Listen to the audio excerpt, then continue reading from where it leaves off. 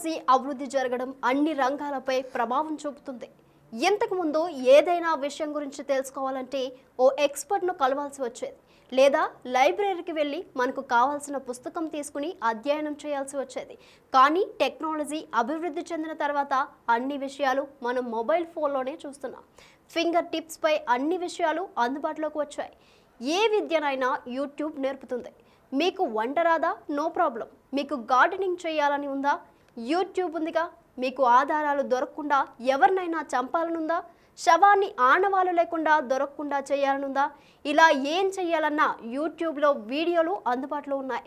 టెక్నాలజీతో పాటు అందుబాటులోకి వచ్చిన వినోద సాధనాలు మనుషులను క్రూరంగా మారుస్తున్నాయి.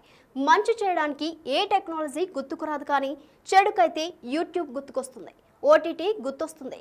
క్రైమ్ సినిమాలు, ఒళ్ళు గగ్గురు పొడిచే వెబ్ సిరీస్లు అన్నీ చకచకా గుర్తొస్తాయి. క్రిమినల్ డిటెక్టివ్లకు దొరకని క్రైమ్ ప్లాన్లన్నీ మామూలు మనుషులు చేసేస్తున్నారు.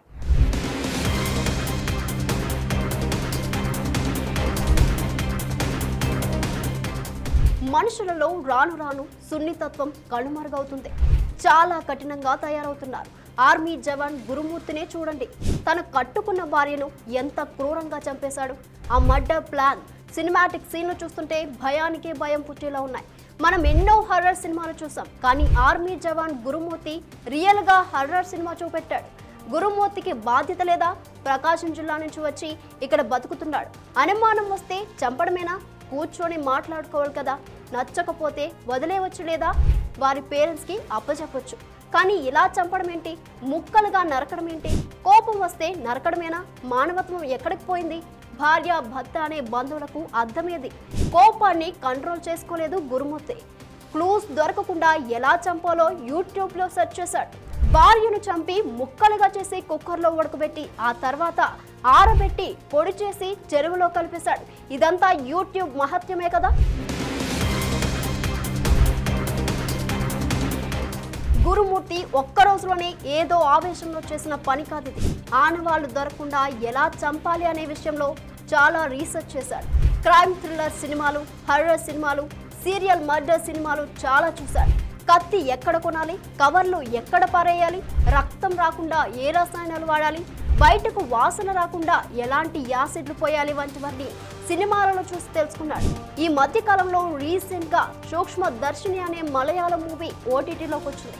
సొంత చెల్లినే చంపేసి చిన్న క్లూ కూడా దొరకకుండా రసాయనాలతో బాడీనంతా ద్రవంలో మార్చేసి డ్రైనేజీలోకి వదులుతారు.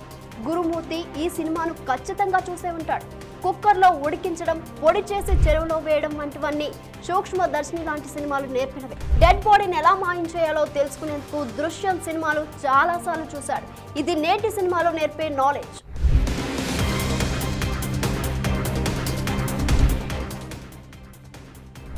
గురుమూర్తి లాంటి కఠినాత్ములు చాలా మంది ఉన్నారు.